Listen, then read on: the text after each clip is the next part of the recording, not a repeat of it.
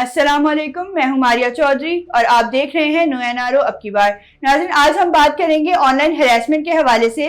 जिस तरह सभी जानते हैं कि हर दूसरा बंदा सोशल मीडिया पर एक्टिव नजर आता है आजकल, जिसकी वजह से बहुत सारे मसाइल का भी सामना करना पड़ता है, क्योंकि एक तो हर बात के पॉजिटिव और नेगेटिव दोनों पहलू होते हैं। आप पॉजिटिव करोगे तो सब अच्छा होगा, लेकिन अगर आप नेगेटिविटी की तरफ जा रहे हो तो कुछ भी अच्छा नहीं होता।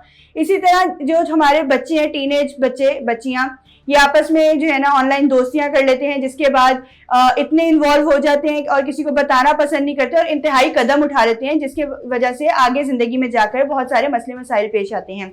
इसी तरह का एक केस कराची के इलाके गुलिस्तान जौहर से सामने आया है, जहां पर एक टीनेज बच्ची जो 9th क्लास की स्टूडेंट है, उसकी दोस्ती अब्दुल खालिक नामी शख्स से हो गई ऑनलाइन, और उसके बाद उनका पिक्चर्स का तबादला भी होता रहा, वीडियो कॉल्स भी होती रहीं, और फिर एक पॉइंट पर जाकर उस शख्स ने उस बच्ची को हरास करना शुरू कर दिया, ब्लैकमेल करना शुरू कर दिया कि तुम मुझे 2 लाख की अमाउंट दो, नहीं तो मैं तुम्हारी पिक्चर्स वायरल कर दूंगा। अच्छा, अब उस बच्ची ने थोड़ी सी हिम्मत की, उसने अपने घर पे बताया, ये केस साइबर क्राइम में रिपोर्ट किया गया, जिसके बाद उस शख्स को पकड़ लिया गया। और जब उस शख्स के फोन को फोरेंसिक लैब में लेके गए और वहां पर उसका टेस्ट किया गया, तो पता चला कि कुछ नाजेबा पिक्चर्स उस शख्स ने किसी फेक आईडी से सोशल मीडिया पर अपलोड कर दी थी। उस शख्स को पकड़ लिया गया और मजिस्ट्रेट ने दोनों फरीकों की बात सुनने के बाद इलेक्ट्रॉनिक क्राइम एक्ट 2016 के तहत उस शख्स पे 20,000 रुपए का जुर्माना किया है और उसको 22 महीने की कैद की सजा सुनाई गई है। मजीद इस पे ये कि 1 लाख रुपए का जुर्माना वो किया गया है जो वो शख्स उस बच्ची को पे करेगा हैरेसमेंट करने की वजह से। अच्छा, यहाँ पर तो हम देखते हैं कि एक केस सामने आया जिस पर एक्शन लिया गया और बहुत बेहतरीन एक्शन लिया गया। मेरे ख्याल में तो और सजा होनी चाहिए थी, लेकिन ये भी इनिशियली तौर पर अगर हुआ है तो बहुत बेहतरीन काम हुआ है। और मजीद ये कि उस बच्ची की और या उसकी फैमिली की आइडेंटिटी रिवील नहीं की गई। अब दूसरे और बहुत सारे केसेस इस तरह के सामने आते हैं, बच्चियां हैरेसमेंट का शिकार होती हैं, ब्लैकमेल हो जाती हैं और बहुत बहुत बड़े कदम उठा लेती हैं, लेकिन मंजर आम पर आकर साइबर क्राइम में रिपोर्ट नहीं की जाती उनकी, जिसकी वजह से मसलों का सामना करना पड़ता है फैमिली को भी और बच्चियों को भी। अच्छा, यहाँ पर एक और केस सामने आया कि तुर्की की एक व्लॉगर है, सीधा नूर नाम है उनका, जो कराची में सदर के इलाके में व्लॉगिंग कर रही थी। उनकी 2-3 वीडियोज में एक शख्स नजर आ रहा है जो उनका पीछा कर रहा है। उन्होंने जब उस शख्स की कंप्लेन की तो पुलिस ने एक्शन लिया और वो शख्स भी पकड़ा गया। ये 2 केस हमारे सामने ऐसे हैं कि मतलब इनके ऊपर फौरी एक्शन लिया गया है। अच्छा, अब कुछ लोग ये भी कह रहे हैं कि सीधा नूर वाले केस में प्रायोरिटीज मैटर करती हैं कि वो फौरन थी, इस वजह से उसके लिए जल्दी एक्शन लिया गया है। लेकिन यहाँ पर जो ये अब्दुल खालिक वाला केस है, यहाँ पर भी फौरी एक्शन लिया गया है और उसको सजा हुई है ताकि आगे कोई इस तरह का काम ना करे। लेकिन सजा भी तो तभी होगी ना जब आप थोड़ी सी हिम्मत करेंगे, आप उसके ऊपर एक्शन लेंगे, आप रिपोर्ट करेंगे, तो ही उसके ऊपर कोई और एक्शन लिया जाएगा। अदरवाइज आप सिर्फ बुली होते रहेंगे, आप सिर्फ जो है ना ब्लैकमेल होते रहेंगे।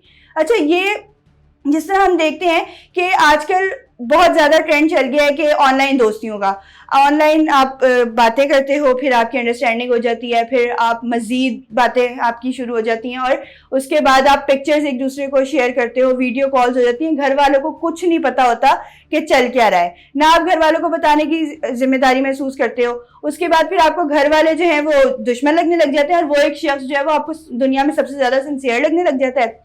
फिर आप उस शख्स की बातों में आके कोई ऐसा कदम भी उठा लेते हैं जिसकी वजह से फिर सारी उम्र का रोना पड़ता है। यहाँ पर इसकी एक बहुत बेहतरीन एग्जांपल हमारे पास दुआ जहरा की है, जिस केस में भी ये था कि दुआ जहरा की बात पबजी एक ऑनलाइन गेम है, उससे उसकी जहीर से बात हुई और वो अच्छी खासी बात हो गई और इतनी बात हो गई कि वो घर से ही चली गई। यानी कि उनके वालिदैन का कहना है कि दुआ जहरा को उनकी जो वालिदा हैं वो पिक एंड ड्रॉप देती थी, वो घर से उनको स्कूल लेकर जाती थी और स्कूल से जो है उनको घर लेकर आती थी। इतनी निगरानी करने के बावजूद वो लोग उसको निकाल कर ले गए। और यहाँ पर तो एक मजीद बात ये कि वो लोग बाद में पता चला कि वो एक पूरा गैंग था जिन्होंने आगे जाकर उसको बेच देना था किसी बाहर के मुल्क जाकर।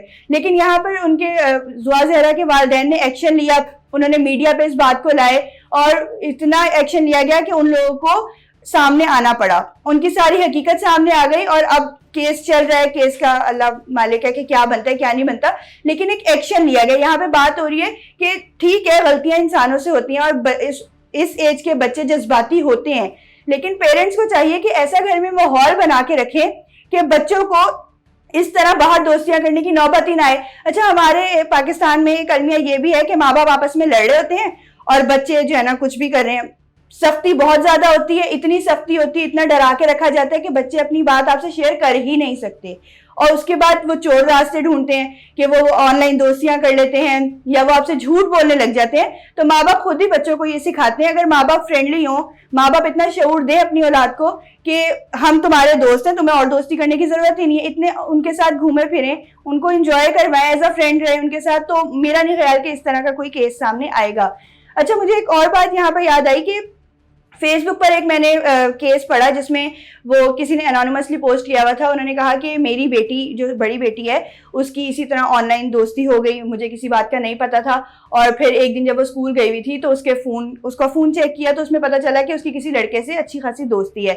तो उन्होंने कहा कि मुझे बहुत गुस्सा आया कि मेरा बस नहीं चल रहा था कि मैं कुट लगा दूं अपनी बेटी की।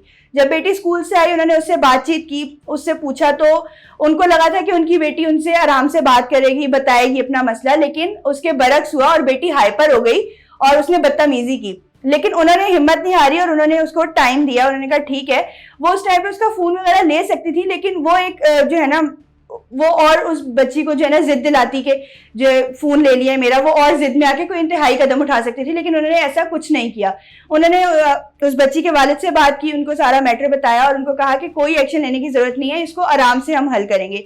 उन्होंने कहा मुझे 6 महीने लगे अपनी बच्ची को अपने पास वापस अब उसका माइंडसेट जो है ना डाइवर्ट करने में। कहती मैंने अब सारा टाइम उस बच्ची को दिया, वो बदतमीजी भी करती थी, मैं उसकी सुनती थी, बैठ के उसको प्यार से समझाती थी, मैं उसको आउटिंग पे लेकर जाती थी, मैं उसका माइंड डाइवर्ट करती थी, सारा कुछ मैंने किया और एट द एंड उनकी बच्ची ने उनकी बात मान ली। उस बच्ची को समझ आ गई कि माँ बाप से ज्यादा सिंसियर कोई इस दुनिया में हो ही नहीं सकता। अच्छा, जिस तरह आजकल बहुत सारी नई नई एप्स आती जा रही हैं, ऑनलाइन गेम्स का ट्रेंड बहुत ज्यादा उरूज पर है।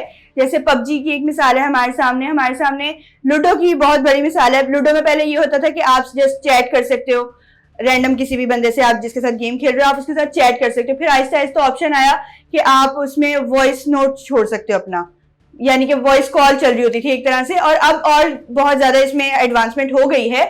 तो जब इस तरह की एप्स आ रहे हैं, बज़ाहिर तो बच्चे गेम खेल रहे होते हैं, लेकिन गेम के बीच में क्या काम हो रहे हैं वालिदैन को ये नहीं पता होता। तो बच्चों को ये बताया जाए कि हर बात का पॉजिटिव और नेगेटिव इम्पैक्ट होता है। आप स्ट्रेंजर से बात कर रहे हो, ठीक है करो, लेकिन एक लिमिट होती है हर चीज की, आपको उस लिमिट में रहकर बात करनी है। और पेरेंट्स को मैं ये कहना चाहूंगी कि अपने बच्चों के साथ इतनी बॉन्डिंग करें, इतना बॉन्ड स्ट्रांग बनाएं कि बच्चा कोई भी बात हो ना सबसे पहले आके आपको बताए, उसको आप दुश्मन ना लगे, उसको आप अपने सबसे बड़े दोस्त लगे। क्योंकि ये बात तो लिखी पड़ी है कि जो वालिदैन होते हैं उनसे ज्यादा आपको कोई मोहब्बत नहीं कर सकता, उनसे ज्यादा आपको कोई अच्छा गाइड नहीं कर सकता। तो अपने बच्चों को ये शऊर दें कि हम तुम्हारे दोस्त हैं, इधर उधर जो तुम लोग दोस्तियां कर रहे हो वो किसी काबिल हैं नहीं, क्योंकि वो बेसिकली पहले आपकी बात सुनेंगे, आप उनको बताओगे हमारी अम्मी ने हमें डांट दिया, अब्बू ने ये कह दिया, और उसके बाद फिर वो आपको कहेंगे हाँ यार तुम्हारे अम्मी अब्बू तो हैं ही ऐसे, फिर मैं तुम्हारा दोस्त हूं ना, तुम मुझे सारी बात बताया करो। फिर दोस्ती के चक्कर में और बहुत सारे गुल खिल जाते हैं, जिसके वजह से पूरे खानदान को मुसीबत का सामना करना पड़ता है। नाज़रीन, ये था हमारा आज का मौजू। मिलते हैं आपसे नए प्रोग्राम में नए मौजू के साथ, तब तक के लिए इजाजत दीजिए। अल्लाह हाफिज।